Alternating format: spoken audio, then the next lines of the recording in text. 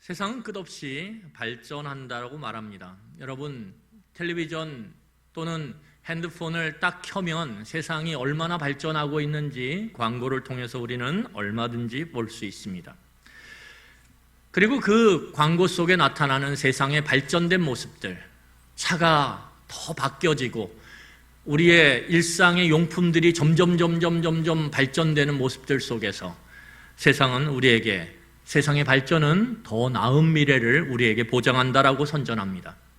제가 이렇게 요즘에 유튜브잖아요. N세대라고 하는 새로운 세대의 가장 중요한 키워드 중에 하나가 텔레비전을 보느냐 유튜브를 보느냐. 그런데 N세대는 텔레비전을 안 보고 유튜브를 본다 그러네요. 제가 거기에 발맞춰서 물론 텔레비전도 보지만 유튜브를 보다 보면 요새 어떤 게 나오냐면 80년대 한국의 공항 모습, 70년대 서울의 모습, 이런 시장의 모습, 이런 것들이 나와요. 그런 걸 보면 얼마 지나지 않았는데 우리가 지금 살아가는 지금의 2020년도의 삶이 얼마나 발전됐는지 이루 말할 수가 없습니다.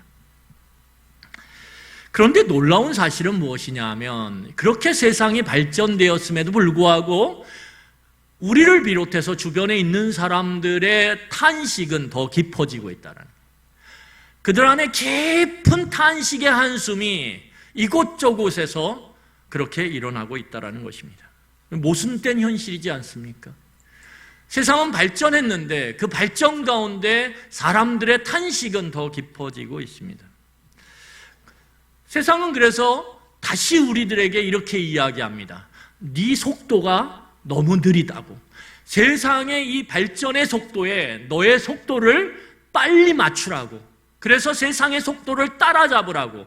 그러면서 우리에게 뭐라고 재촉하냐 하면, 뭐라고 속삭이냐 하면, 뭐라고 몰아붙이냐 하면 해 아래 세상에서 당신의 더 많은 삶은 더 나은 미래를 선물한다라고 우리에게 속삭이고 때로는 재촉하고 또 때로는 몰아붙여요. 당신이 삶이 부족하기 때문에 당신의 미래가 지금 한숨 짓고 있다라고 우리에게 그렇게 이야기합니다. 그래서 우리를 끝없이 분투하게 만들어요. 그래서 여러분, 현대 사회를 쫙 조망해 보면 각자의 삶 속에 나타나는 건 무엇입니까? 분투하는 삶이에요. 분투하는 자. 일찍 일어나야 돼요. 초를 아껴가면 살아야 돼요. 허투루 시간을 보내면 안 돼요. 그리고 그것을 막 핸드폰으로 관리해요. 앱 같은 데서 열심히 우리의 삶을 초 단위로 그렇게 살아가게끔 우리를 계속 쪼여요.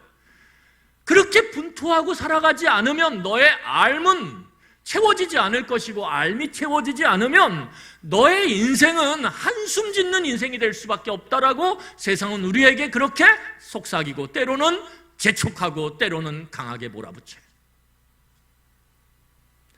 그래서 사람들은 스펙을 쌓기에 여념이 없어요. 여러분, 저희 교회 이 옆 건물이 쫙 뭐냐면 학원 건물이에요. 학원 건물.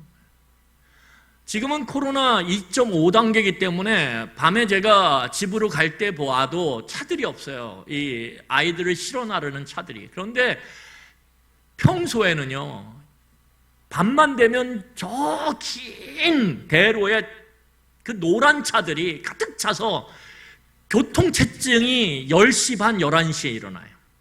왜 그렇죠? 세상이 말하는 너의 삶이 너의 나은 미래를 보장한다라고 하는, 선물한다라고 하는 이 강력한 메시지 앞에서 어른이고 애들이고 할 것 없이 학원으로 가거든요. 학원마다 아이들이 넘쳐나요.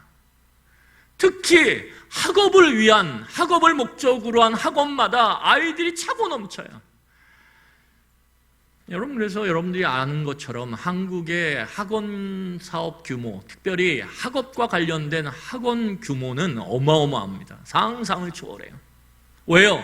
사람들마다 다 이 세상이 속삭이는, 세상이 재촉하는 이 말, 너의 삶이 너의 미래를 새롭게 하고 그리고 선물하고 선사한다라고 하는, 더 나은 미래를 준다라고 하는 이 말에 사람들은 다 거기에 그것을 믿고 신봉하며 따르고 있거든요. 여러분, 그러면 오늘 전도자는, 오늘 지혜자는 도대체 이런 세상의 속삭임, 이런 세상의 재촉, 이런 세상의 몰아붙임에 대해서 무엇이라고 이야기할까요? 우리는 오늘 본문 말씀을 통해서 지혜자의 대답을 들어보는 시간을 갖기를 원합니다. 여러분, 오늘 이 본문을 해석하기 위해서는 우리가 놓치지 말아야 할 문구가 있어요. 이 문구가 실말이에요. 여러분, 수능에서 수학 문제가 있는데 그 수학 문제 중에 몇 문제는 킬러 문제라고 합니다. 다시 말하면 아이들이 못 풀게 하기 위해서 일부러 낸 문제예요. 그래서 그 문제 몇 문제로 수학의 변별력이 생긴다라고 이야기합니다. 오늘 본문의 말씀은 어떤 면에서 뭐예요? 킬러 본문입니다. 잘 살피지 않으면 우리가 엄한 길, 딴 길로 갈 수 있어요. 왜냐하면 본문 13절에 나타나는 이 수고하게 하신 것 또는 이는 괴로운 것이다. 이 의미가 어떤 의미를 갖느냐에 따라서, 어떤 의미를 우리가 잡냐에 따라서 전혀 다른 방향으로 본문이 흘러가기 때문에 그래요. 그래서 오늘 본문은 킬러 본문이에요. 그런데 이 킬러 본문에 실마리가 되는, 이 본문을 쫙 풀어내는 실마리가 되는 문구가 있어요. 그 문구가 뭐냐 하면 12절에 나오는 왕이 되어 라고 하는 말입니다. 12절에 보면 이렇게 이야기합니다. 나 전도자는 예루살렘에서 이스라엘의 왕이 되어. 이 왕이 되어 라고 하는 이 말이 이 킬러 본문 같은 이 어려운 본문을 풀어낼 수 있는 실말이라는 거예요. 여러분, 우리는 이미 지난주에 이 전도자, 오늘 전도서를 말하고 있는 전도자가 누구라고 이야기했냐면 코헬렛이라고 이야기했습니다. 이 코헬렛은 어떤 의미냐면 지혜자라는 의미입니다. 다시 말해서 전도자는 이꼬르 지혜자예요. 그리고 이 지혜자 코헬렛이 우리는 누구라고 이미 알고 있냐면 솔로몬이라고 알고 있습니다. 여러분, 솔로몬이 드디어 아버지 다윗 왕에 이어서 이스라엘의 왕이 됩니다.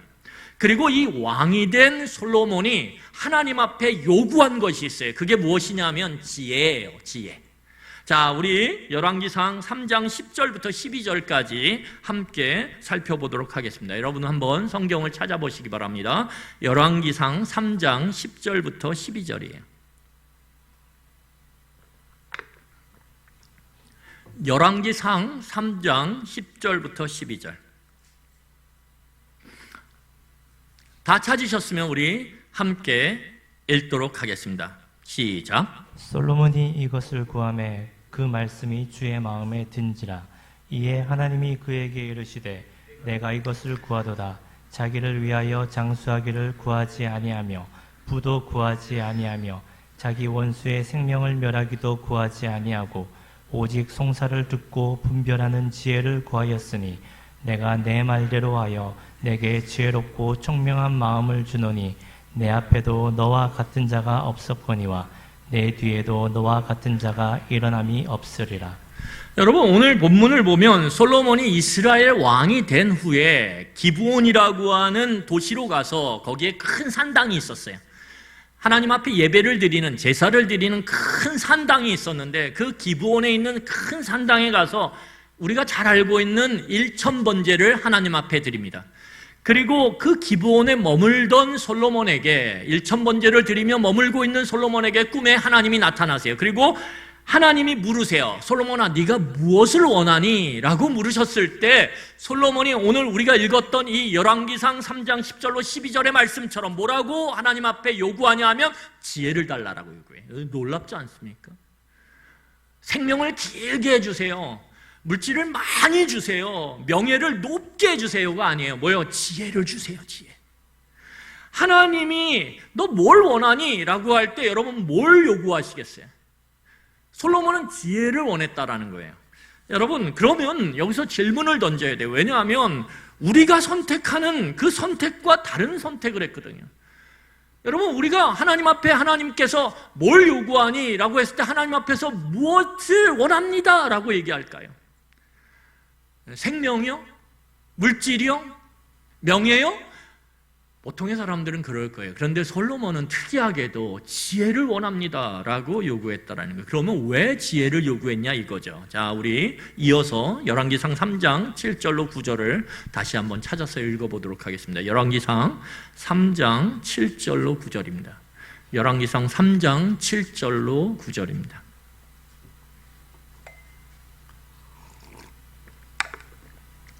자, 열왕기상 3장 7절로 9절 우리 다 함께 읽도록 하겠습니다. 같이 읽겠습니다. 시작. 나의 하나님 여호와여, 주께서 종으로 종의 아버지 다윗을 대신하여 왕이 되게 하셨사오나 종은 작은 아이라 출입할 줄을 알지 못하고 주께서 택한 백성 가운데 있나이다. 그들은 큰 백성이라 수요가 많아서 셀 수도 없고 기록할 수도 없사오니 누가 주의 이 많은 백성을 재판할 수 있사오리이까. 듣는 마음을 종에게 주사 주의 백성을 재판하여 선악을 분별하게 하옵소서. 여러분, 우리가 이미 지금 알고 있는 것처럼 다윗 왕에 이어서 이 이스라엘의 왕이 솔로몬으로 정해지고 그 솔로몬이 이스라엘의 왕이 됐습니다. 그렇다면 왕이 된 솔로몬에게 가장 중요한 일이 무엇일까요? 돈 버는 일이요?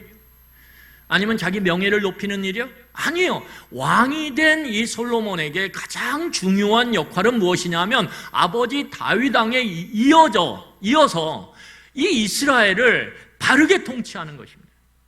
이 이스라엘이라고 하는 국가를 바르게 통치하는 것, 그것이 왕에게 요구되는 가장 중요한 일이라는 거예요.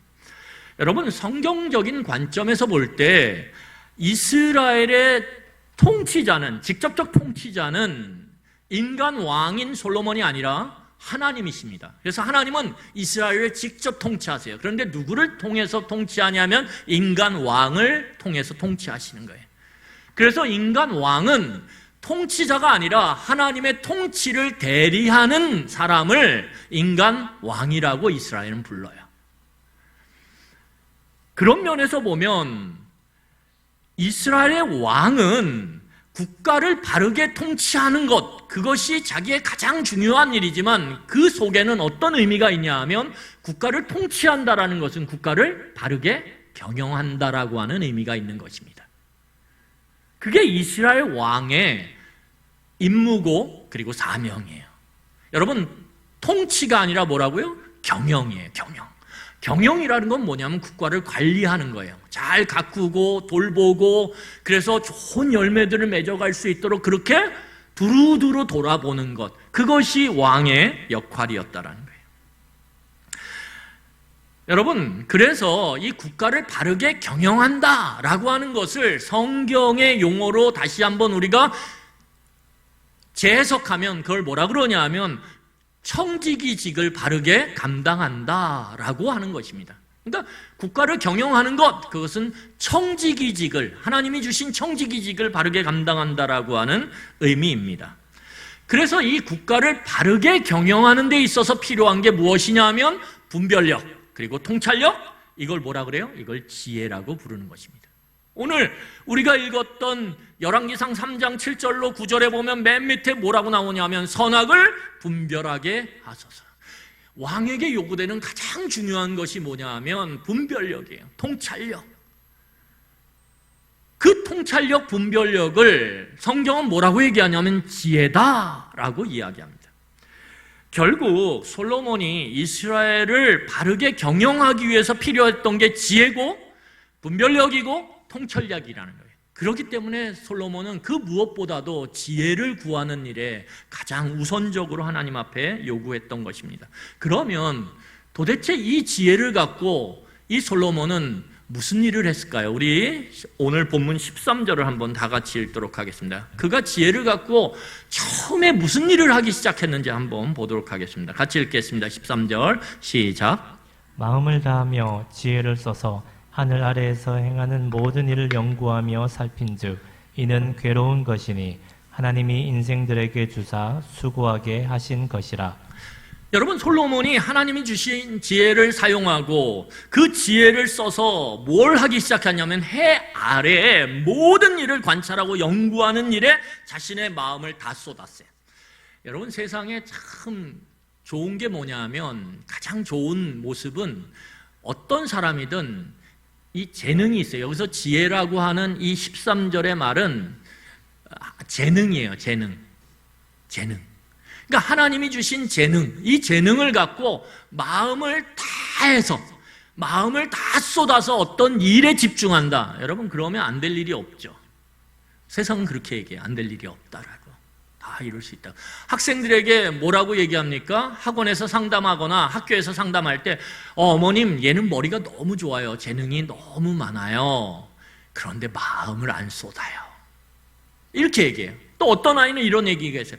어머님, 얘는 마음을 너무 많이 쏟아요. 그런데 그렇게는 얘기 못하죠. 선생님 속으로만 생각하는 거죠. 머리가 재능이 조금 공부 쪽은 아닌 것 같아요. 이렇게 얘기해요. 그런데 여러분, 재능도 출중한데 하나님이 주신 그 지혜로, 그런데 마음까지 다 쏟아서 해 아래의 모든 일을 관찰하고 연구하기 시작했다라는 거예요. 여러분, 왜 이런 일을 했을까요? 아까 우리가 언급했듯이 왕으로서 이 이스라엘을 바르게 경영하고 싶어서. 그래서 경영을 위해서 가장 필요한 게 지혜거든요. 그런데 그 지혜가 어떻게 돼요? 확장돼야 돼요. 지혜가 확장돼야지만 왕으로서 이곳저곳 두루두루 지혜를 발휘하고 그 지혜의 분별력과 통찰력을 갖고 나라를 전체적으로 바르게 경영할 수 있게 되는 거예요. 그러니까 지혜의 확장이 필요한데, 이 지혜의 확장은 뭘 통해서 이루어지냐면 지식의 확대를 통해서 이루어지는 것입니다. 지식이라는 건 한마디로 얘기하면 알미예요. 그 알미 많아질 때, 축적되어질 때 거기서 딱 꽃을 피우는 게 뭐냐 하면 통찰력, 곧 분별력, 지혜예요. 이 암과 분별력은 늘 일치하지는 않아요. 하지만 이 분별력이나 통찰력, 이 지혜는 알의 축적을 통해서 일어날 확률이 훨씬 더 크다라는 거예요. 우리 시대에 이 세상 가운데는 알이라고 하는 지식만 가득 찬 사람들이 너무 많아요. 그래서 그 알을 갖고 이게 독인지 이게 약인지도 모른 채 어떻게 합니까? 열심히 독을 퍼마시고 그 독을 퍼날러요. 그리고 나중에 어떻게 될까요? 그만 그의 인생이 말라버리고 남의 인생까지 말라 비틀어지게 만들어요. 왜요? 분별력이 없거든요. 지혜가 없거든요. 그러니까 이 알미라고 하는 지식은 분별력과 통찰력이라고 하는 지혜로 연결될 때만 자신의 인생을, 그리고 이 솔로몬의 경우 자신의 국가를 바르게 경영할 수 있는 그런 힘이 생기는 것입니다. 여러분, 솔로몬이 이스라엘을 바르게 경영하기 위해서 반드시 그의 지혜가 지속적으로 확대되고 그리고 지식이 확장돼야 될 필요성이 있었어요. 이게 솔로몬이 맡은 무엇입니까? 청지기직의 핵심이에요. 청지기직의 핵심. 그래서 성경은 이 솔로몬의 청지기직, 이것을 뭐라고 표현하냐면 이렇게 표현합니다. 우리 성경을 보면 13절에 이렇게 얘기해요. 하반절에 하나님이 인생들에게 주사 수고하게 하신 것이라. 모든 인생들에게 하나님은 재능을 주셨어요. 지혜를 주셨어요. 각자에게. 그리고 그 지혜를 어떻게 합니까? 열심히 확장하고 확대시켜서 자기의 인생을 바르게 경영해야 될 책임을 모든 인생들에게 주셨다라는 거예요. 여러분, 우리는 세상의 통치자가 아니에요. 우리는 세상의 청지기로 부름받은 자예요. 다시 말해서 우리가 세상의 우리가 서 있는 곳곳을 다스리고 통치해서 내 마음과 내 뜻대로 그것을 주물럭주물럭 하면서 만들어 가려고 하는 것이 우리의 임무가 아니라는 거예요. 우리는 그냥 하나님께서 주신 그 자리에서 지식과 지혜를 확대하고 확장시킴으로 인해서 뭐예요?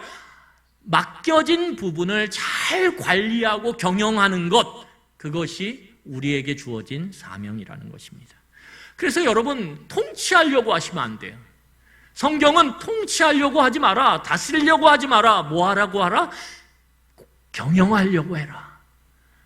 바르게 경영하려고 애써라 라고 우리에게 요구해요. 그러기 위해서 필요한 것이 지혜의 확장이고 지식의 확대입니다.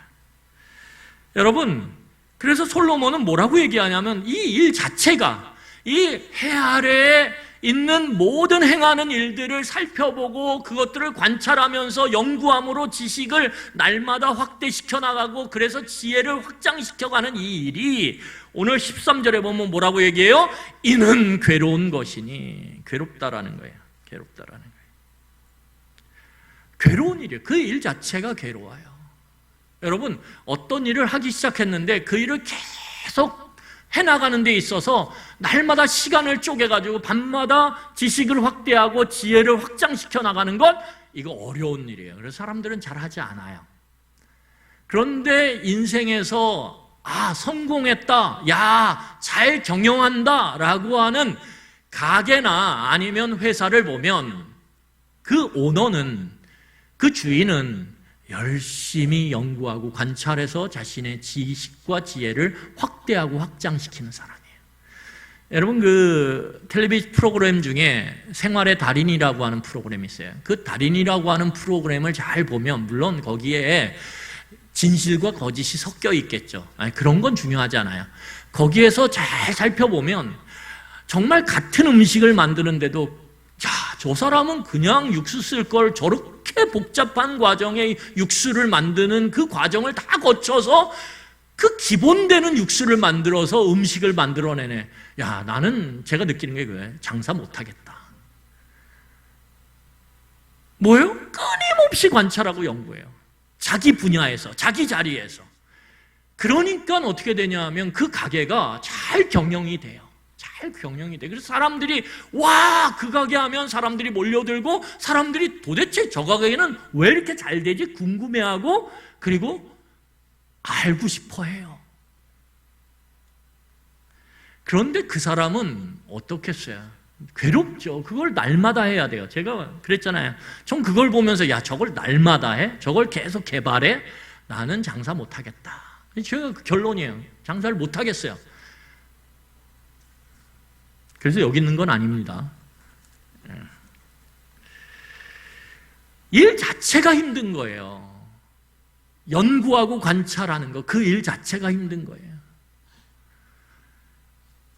우리 교회에 좀 뭐 직장인들도 있고 그렇지만 자영업 하시는 분들이 몇 분 계세요. 그런데 그 중에 우리 송태현 집사님이 태권도 학원을 해요. 요즘에 2.5단계를 해가지고 2주를 애들을 못 받고 쉬었어요. 얼마나 그게 힘드시겠어요. 그런데 제가 그래서 전화를 중간 걸어서 상황이 어떤지, 그리고 기도하면서 격려를 해요. 그러면서 물어봐요. 오늘은 뭐 했나? 그러면 뭐 별의별 아이디어를 내서 영상으로 아이들과 계속 소통하는 일을 해요. 그래서 제가 결론을 냈어요. 나는 못하겠다. 태권도 관장. 이렇게 결론 냈어요.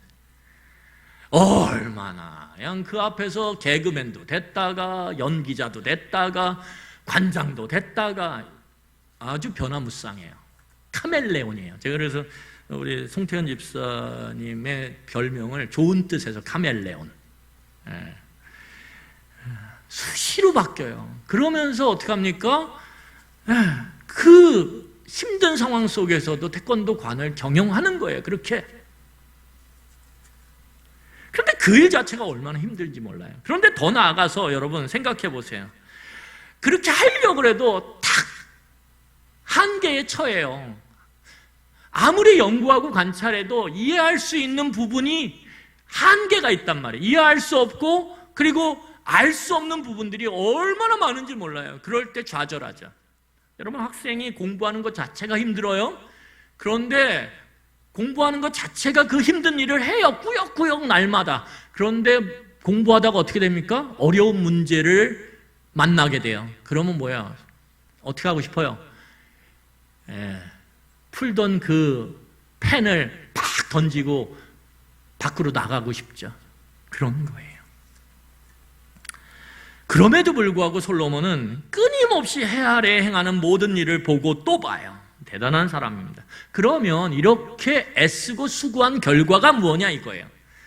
바르게 경영하기 위해서, 국가를 바르게 돌보기 위해서 애쓰고 수고하며 연구하고 관찰했는데 그 결과가 무엇이냐? 14절이에요. 우리 14절 같이 읽도록 하겠습니다. 같이 읽겠습니다. 시작. 내가 해 아래에서 행하는 모든 일을 보았노라. 보라, 모두 다 헛되어 바람을 잡으려는 것이로다. 여러분, 솔로몬은 오늘 그의 수고와 애씀에 대해서 뭐라고 얘기하냐면 한마디로 일축을 해버려요. 헛되다. 내가 애쓴 모든 것이 다 헛되다. 이렇게 일축해버려요. 그러면 여기서 솔로몬이 이야기했던 이 헛됨을 풀어보면 다음과 같아요. 뭐냐면 이스라엘 왕이 된 솔로몬은 우리가 아까 살펴봤던 것처럼 이스라엘을 바르게 경영하기 위해서 지식을 확대하고 지혜를 확장하길 간절히 원했어요. 그래서 그는 끊임없이 지식의 확대와 지혜의 확장을 위해서 관찰하고 연구했어요. 그리고 하루가 다르게 자신의 지식이 확대되어지고 지혜가 확장되어지는 걸 느꼈어요. 그리고 그 지식과 지혜, 축적돼 가고 쌓여가는 그 지식과 지혜를 자신의 그 경영, 국가 경영에 적용을 했어요. 그 적용된 결과로 나타난 그 모습이 뭐냐면 그 유명한 솔로몬의 재판이에요. 자, 우리 열왕기상 3장 28절을 읽겠습니다. 열왕기상 3장 28절. 열왕기상 3장 28절 우리 같이 읽겠습니다. 시작. 온 이스라엘이 왕이 심리하여 판결함을 듣고 왕을 두려워하였으니 이는 하나님의 지혜가 그의 속에 있어 판결함을 봄이더라. 여러분, 너무 기쁜 거예요. 분별력이 막 생기는 거예요. 그 어려운 재판의 문제를 누구도 풀 수 없는 그 문제를 뚝딱 풀어내는 거예요. 그러니까 여러분, 야, 내가 공부 잘했다. 야, 내가 관찰하길 잘했지. 그런 마음 안 들겠어요? 예, 세상에 이렇게 어려운 문제를 이렇게 풀어내므로 야, 백성들이 나를 놀라운 앙으로 저렇게 칭송하네. 야, 내가 국가 경영 잘하는구나. 그렇게 생각 안 했겠어요? 그러니까 지금까지 관찰하고 연구한 그것이 얼마나 값진 것인지 솔로몬이 깨달았겠죠. 그런데 놀라운 사실은 뭐냐면 그 지식과 지혜에 대한 그 기쁨, 그걸로 인해 생긴 그 놀라움도 잠깐만에 사라져버렸다라는 거예요. 왜냐하면 한계에 딱 처했거든요. 지식과 지혜가 풀 수 없는 문제 앞에 딱 서게 됐거든요. 그게 무엇입니까? 유한성의 자각이라는 거예요. 이게 굉장히 중요합니다. 여러분, 사람이 하나님과의 관계가 신실해지는 건 여러분들이 기도 많이 하고 성경 많이 읽고 물론 중요해요. 그런데 기도 많이 하고 성경 많이 읽은 사람도 하나님과의 관계가 엉망진창이 될 수 있어요. 얼마든지. 여러분, 교회 열심히 섬기고 봉사하는 사람 맞아요. 하나님과의 관계가 좋은 사람일 수 있어요. 하지만 교회를 열심히 섬기고 헌신하는 사람이 교회를 망가뜨려버리고 하나님의 이름에 먹칠을 할 수 있어요. 얼마든지. 왜요? 하나님과의 관계가 깊어지는 데 있어서 가장 중요한 베이직은 뭐냐면, 뿌리는 뭐냐면 내가 유한한 존재라는 걸 날마다 깨닫는 거예요. 내가 한계를 가진 존재구나를 깨닫는 거예요. 여러분, 그걸 깨달을 때 우리가 어떻게 되냐면 하나님과의 관계가 점점 깊어져요. 그래서 여러분, 세상에서 회사를 운영하면서 가게를 운영하면서 성공했던 분들이 교회 안으로 들어와서 교회 안에 중직자가 되고 교회 안에 평신도 리더가 됐을 때 위험한 거예요. 왜요? 그들은 뭐예요? 거칠 게 없거든요. 왜? 내가 세상에서 이렇게 어려운 상황 속에서도 성공했는데 교회 정도야 뭐 이렇게 생각하거든요. 자신의 유한성을 자각하지 못하면 그때서부터 하나님과의 관계가 틀어지는 것이고 거기서부터 문제가 생기는 거예요. 왜요? 세상에는 풀 수 없는 문제가 너무 많거든요. 그런데 그걸 풀어낼 수 있다라고 여기니 그 앞에서 얼마나 힘든 일들이 많이 생기겠어요. 여러분, 우리 텔레비전 프로그램을 보면 교육 전문가가 나와서 이 아이는 이렇고 저 아이는 저렇고 그러면서 조언을 해요. 근데 그때마다 제 마음에 일어나는 질문이 있어요. 뭐죠? 그렇게 조언하는 당신의 자녀는 어떨까? 이거예요. 당신의 자녀는 어떨까? 그렇게 답을 툭툭툭툭 다 말하는데 도대체 당신의 자녀는 어떤 마음을 갖고 있을까? 여러분, 지식을 통달했다라고 하는 사람들이 있어요. 열심히 날마다 공부하고 날마다 연구해요. 와. 그런데 그 주변 사람들에게 인정받는 그 사람, 그래서 수많은 사람들에게 조언을 막 해대는, 인터넷 댓글로 조언을 막 해대는 멘토라고 하는 그 사람, 근데 그 사람의 인생 경영은 어떠냐 이거예요. 여러분 오늘 이 유한성을 자각하게 돼요. 그래서 15절에 보면 이렇게 이야기합니다. 15절 우리 같이 보겠습니다. 같이 읽겠습니다. 시작. 구부러진 것도 곱게 할 수 없고 모자란 것도 셀 수 없도다. 여러분 뭐라 그래요? 내가 해봤더니, 관찰하고 연구해봤더니, 그래서 지혜의 맛, 지식의 맛을 봤는데 조금 지나니까 뭐예요? 구부러진 게 있는데 그걸 도저히 내가 지혜로 내 지식으로 펼 수가 없어요. 세상에 구부러진 그 세상의 구조들, 정치의 상황들, 경제의 상황들, 그 모든 세상에 이루어지는 영역 속에서 구부러진 것들을 왕인 내가 지혜를 가지고 지식을 가졌음에도 불구하고 아무리 공식을 대입해서 풀어봐도 안 풀려요. 안 풀려요. 더 나아가서 뭐라 그러냐면 모자른 것을 셀 수가 없어. 다시 말하면 모자른 걸 셀 수 없다는 게 무슨 말일까요? 모자라요. 모자르기 때문에 셀 수가 없어요. 없기 때문에 셀 수가 없어요. 그러면 왕으로서 어떻게 해야 돼요? 바른 경영을 하면 채워 넣어야 돼요. 채워 넣어야 셀 거 아니에요. 그런데 아무리 내가 애쓰고 노력하고 내 지혜와 지식 축적된 걸 쏟아부어도 그 없는 곳에, 모자란 곳에 그 모자란 것, 없는 것을 채워 넣을 수가 없어요. 채워 넣을 수가 없으니까 셀 수가 없는 거예요. 세고 싶은데 야 저거 내가 채워 넣었어, 세야지. 근데 셀 수가 없는 거예요.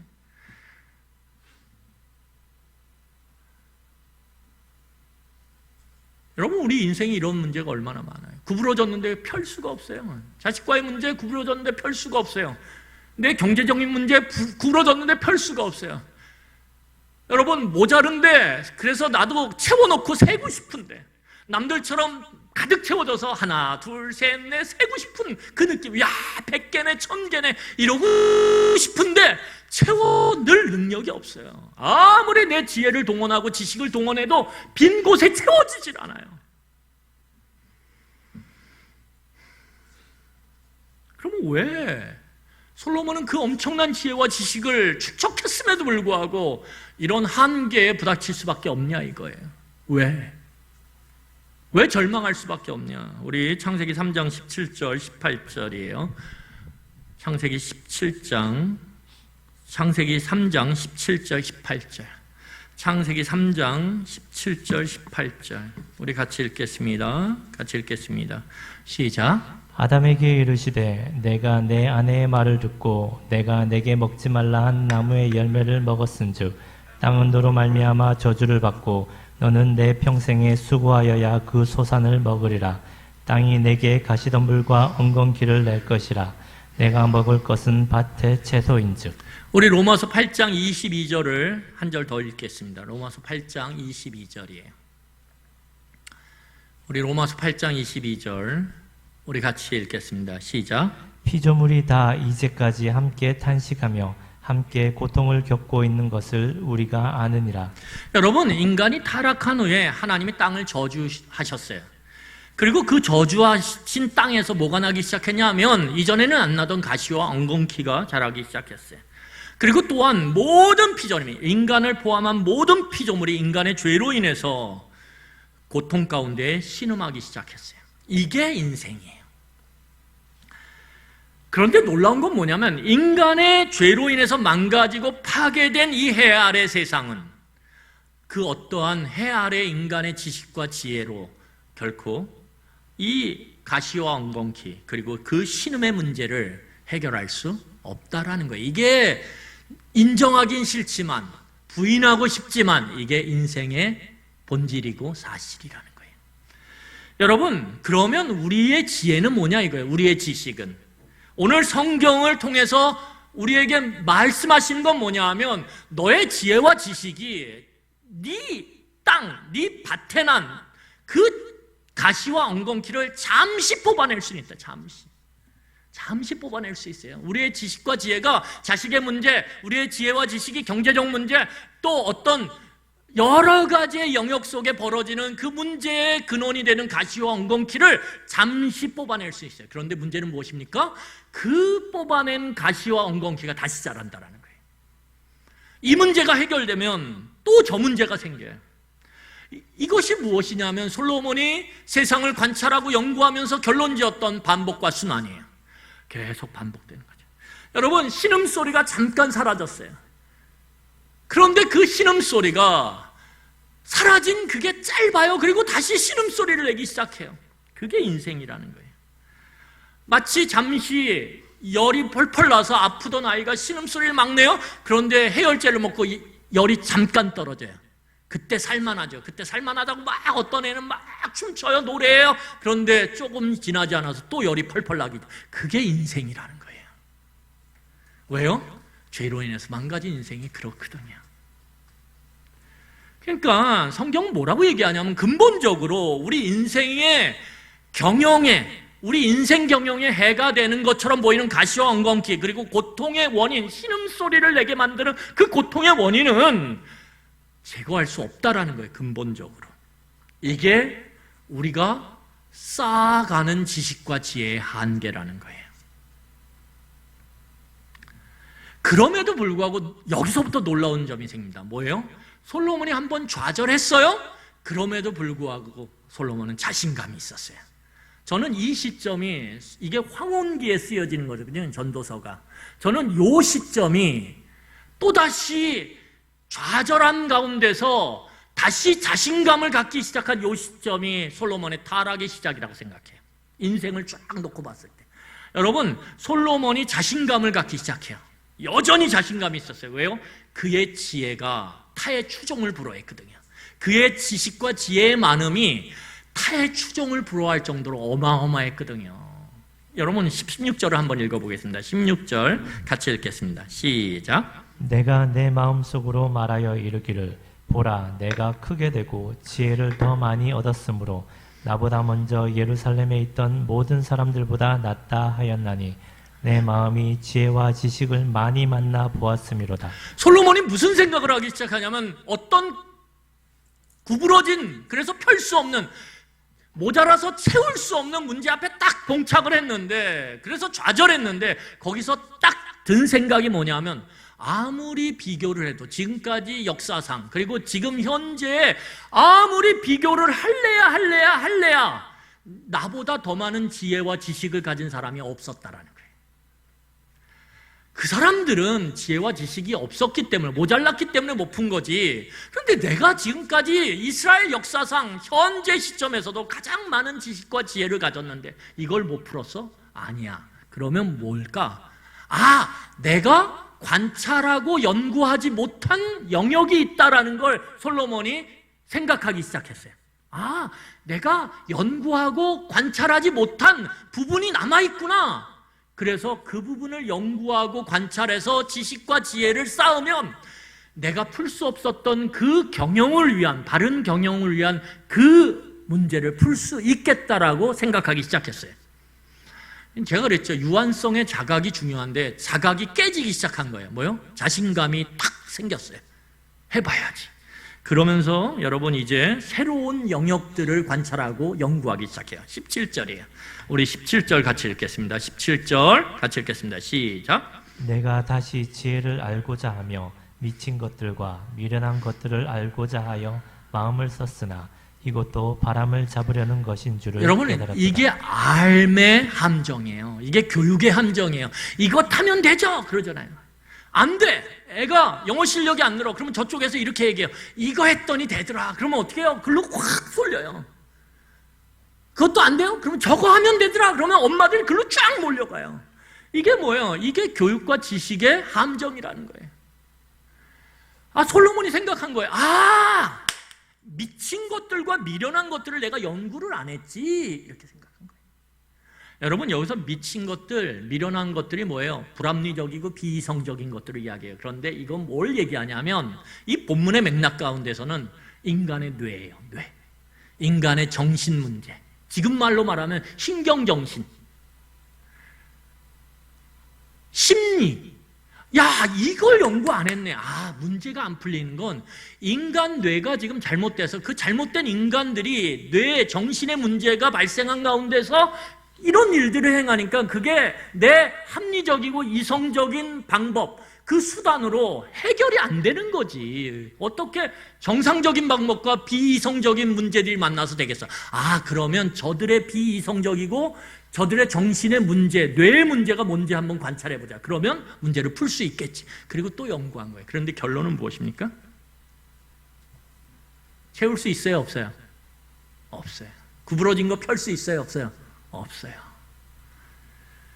잠시 뭐예요? 뇌의 문제, 정신의 문제를 연구하면서 잠시 가냘픈 희망을 봤어요. 가냘픈 희망. 야, 되겠다 이거. 그런데 그건 가냘픈 숨처럼 가냘픈 희망이었을 뿐이에요. 잠시 있다가 사라져버렸어요. 그리고 문제는 더욱더 복잡해지고 비참해졌어요. 연구 결과. 자, 18절입니다. 같이 읽겠습니다. 시작. 지혜가 많으면 번뇌도 많으니 지식을 더하는 자는 근심을 더하느니라. 솔로몬의 더 많은 지식과 더 많은 지혜, 뇌의 문제, 정신의 문제를 연구한 결과 솔로몬의 상황은 어떻게 돼요? 더 복잡한 미궁 속으로 딸려 들어갔어요. 왜냐하면 이 늘어나는 지식과 지혜가 문제를 해결하기는커녕 어떻게 됐어요? 더 깊고 넓은 해 아래 세상의 아픔과 고통의 문제를 알게 됐거든요. 해 아래 고통과 문제를 몰랐던 부분이 있었는데 더 연구하면서 알게 됐어요. 이 문제가 있었네, 이렇게. 이건 마치 무엇과 같냐 하면 70년대, 80년대에 열심히 학교에서 공부를 해서 서울에 있는 명문대학교에 입학을 한 학생들이 있었어요. 여러분, 70년대, 80년대 독재시대에 학생들이 공부만 죽으라고 해가지고 서울의 명문대학에 부모님들이 소 팔고 밥 팔아가지고 보냈어요. 그런데 와보니까 어때요? 와서 지식과 지혜가 확장되면서 어떤 일들이 생기기 시작하냐면 보이지 않았던 정치의 폐악들이 보이기 시작하는 거예요. 보이지 않았던 사회의 부조리가 보이기 시작하는 거예요. 특별히 노동의 문제가 보이기 시작하는 거예요. 야, 어떻게 사람을 저렇게 개, 돼지 취급하면서 저렇게 일을 시키고 거기에 대한 대가를 제대로 치르지 않을까? 어떻게 저렇게 일하다가 병들고 죽어가는데 치료 안 할까? 이런 문제들이 안 보였었는데, 학교 공부할 때는. 근데 보이기 시작하는 거예요. 그러면서 그들이 어떻게 하기 시작해요? 날마다 이 문제를 어떻게 해결해야 될지, 내가 이 문제를 외면해야 될지, 아니면 저 문제 속으로 빠져들어서 해결해야 될지 번민에 빠지고 고민에 빠지기 시작하는 거예요. 마치 그것처럼.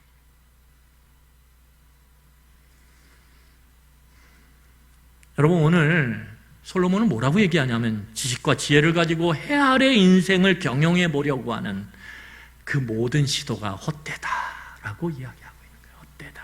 여기까지만 들으면 야, 그러면 그냥 놀아야 되겠네. 노는 문제 다음 주에 나와요. 말씀 정리하겠습니다.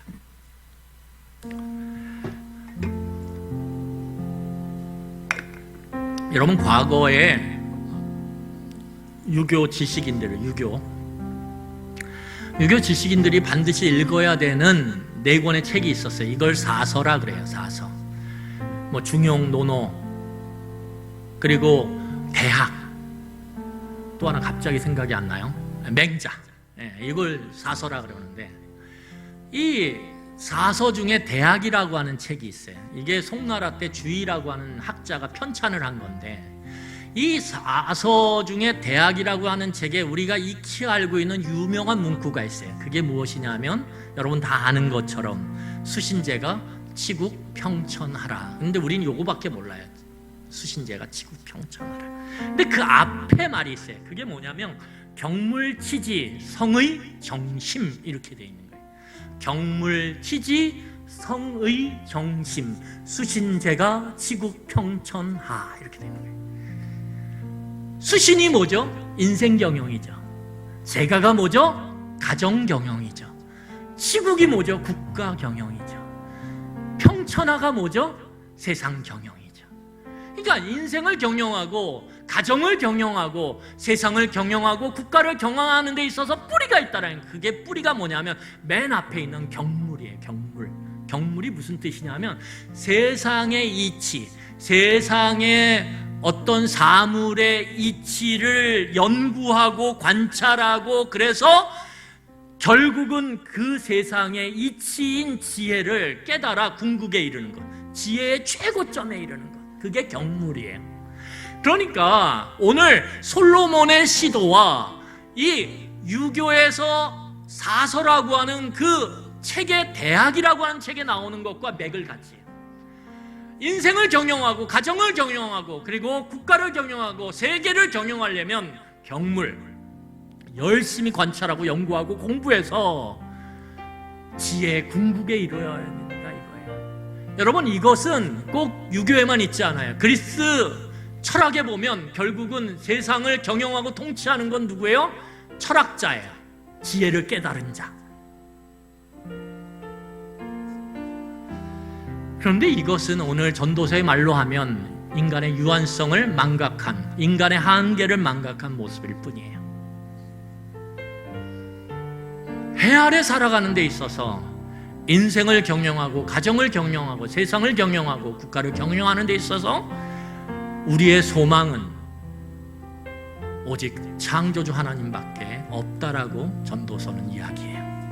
자, 우리 전도서 7장 13절 읽고 말씀을 마치겠습니다. 전도서 7장 13절에요. 우리 다 같이 읽겠습니다. 7장 13절 같이 읽겠습니다. 시작.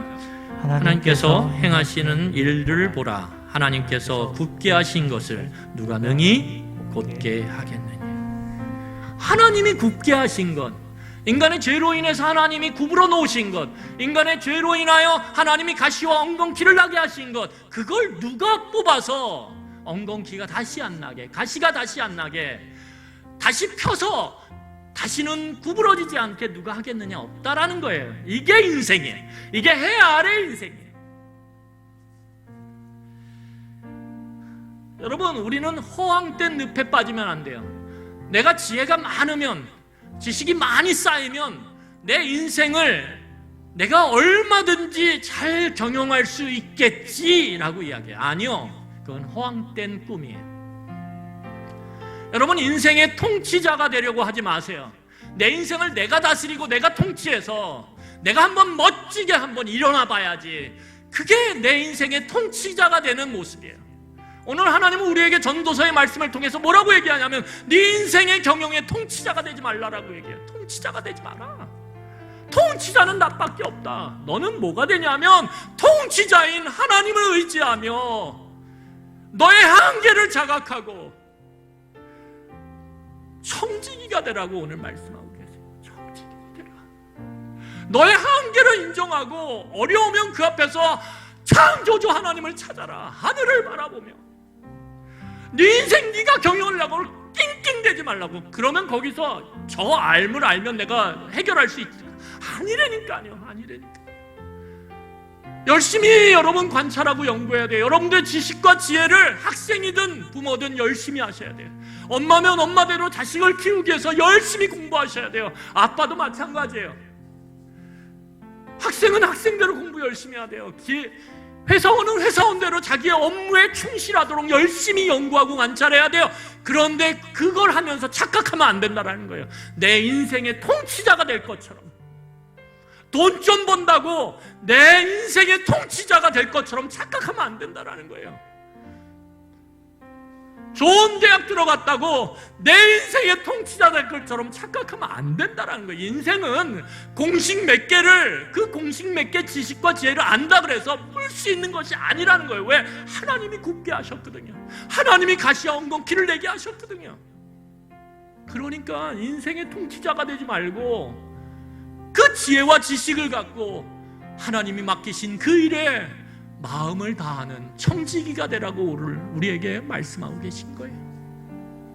여러분, 그런 인생 살아가시길 간절히 축원합니다. 우리 사랑하는 세움교회 성도들이 그런 청지기의 인생, 통치자가 되는 인생이 아니라 얼마나 힘들어요. 통치자가 안 되는 문제 그거 끙끙 앓고 번민이 많아지는데 그런 인생 살아가시길 간절히 소원합니다. 사랑합니다. 기도하겠습니다.